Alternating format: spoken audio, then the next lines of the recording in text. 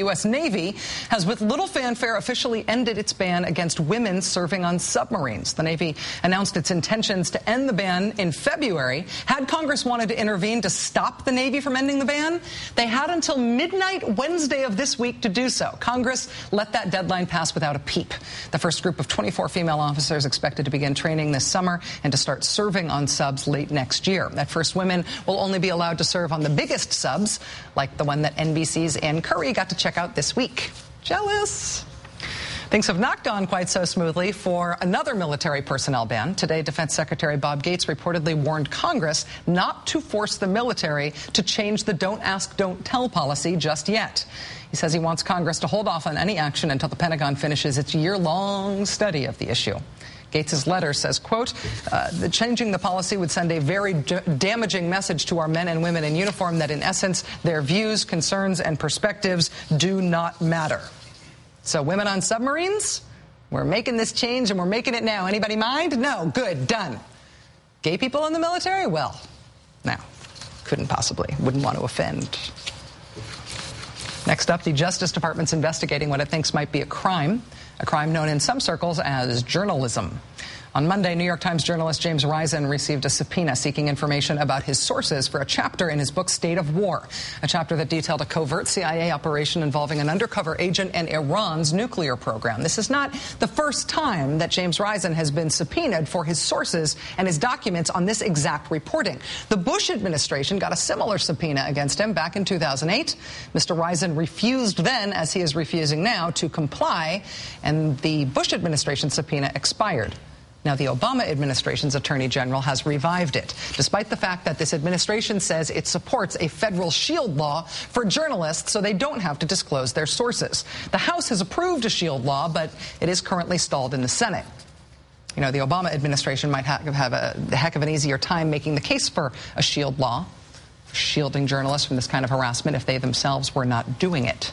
And finally, so much of today's news is bad. Environmentally disastrous oil slicks, racially divisive immigration legislation, attacks on journalistic freedom.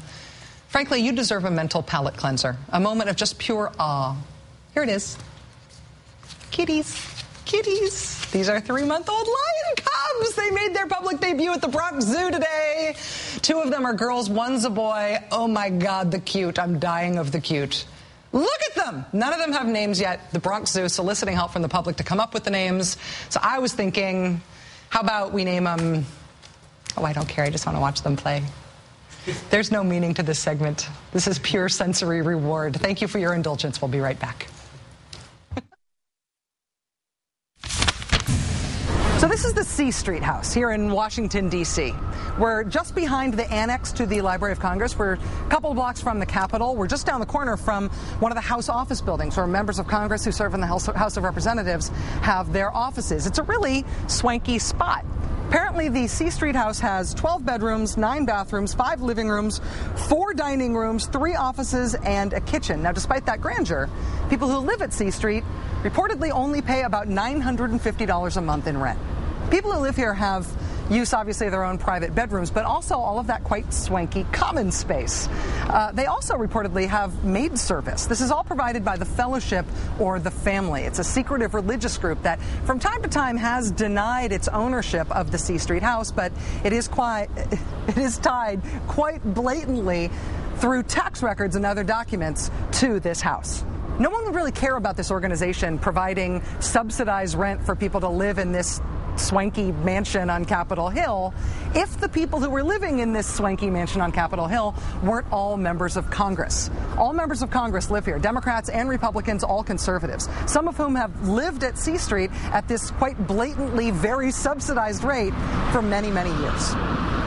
Now, as noted in complaints filed recently both with the IRS and with congressional ethics committees, getting subsidized rent is a problem for a member of Congress for a couple of reasons. First of all, it's income, and so it should probably be reported to the IRS as such. But second of all, it's an ethical violation for a member of Congress. There are rules about what kind of gifts can go to members of Congress, and that's both to avoid the appearance of a conflict of interest, member of Congress who might owe somebody to something other than the taxpayers. It's also to avoid an actual conflict of interest so that members of Congress really don't owe anything to anyone other than the taxpayers who voted to send them here. So far, there's been no action taken on either the IRS complaint or the complaint to the Congressional Ethics Committees. But that does not mean that members of C Street are taking this lying down. They at least have been complaining to the press about complaints about their subsidized rent. 2 residents of C Street have recently made the same sort of novel defense, or at least novel distraction move about their subsidized rent. There's no subsidy. It comes up every couple of years. This is a group that puts on the national prayer breakfast that every president speaks to. I think if they want to look at subsidized housing, they ought to look at the 40 or 50 congressmen who sleep in their offices, and that's totally subsidized by the taxpayer. But there's no taxpayer dollars involved with where I stay, and actually it's the most expensive place I've ever stayed in Washington. I look for a cheap place because I have to pay for it with my own money. Do you still stay there? Yeah.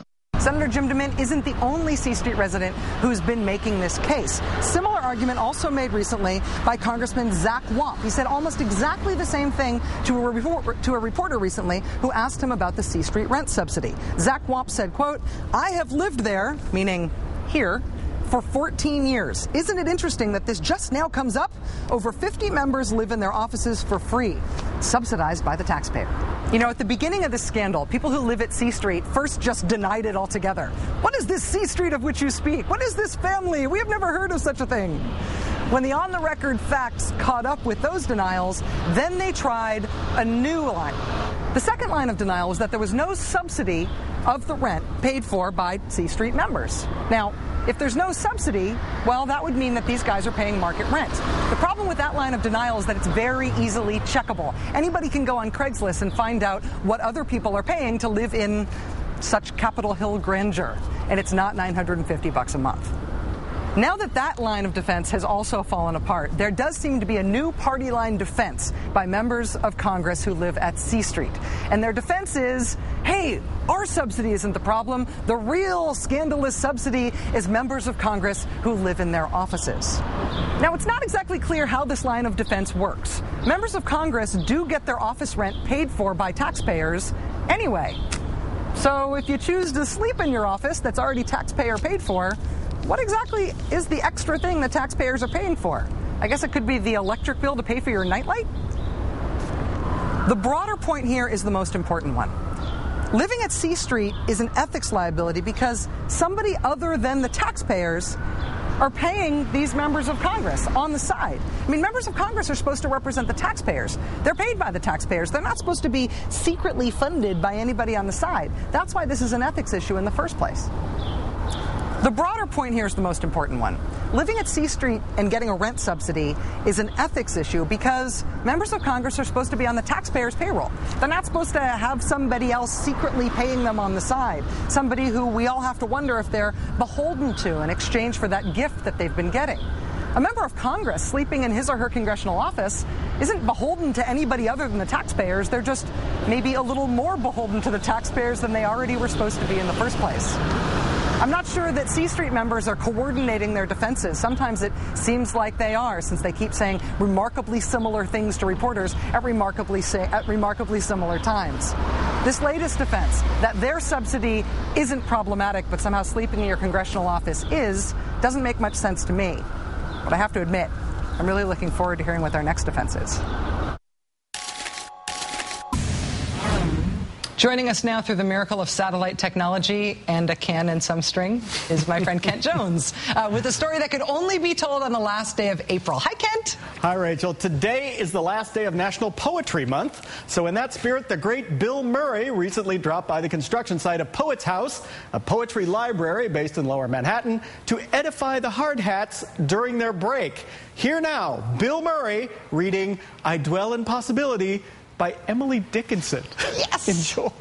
Yes. What's this gal's name again? Oh, yeah, Emily Dickinson.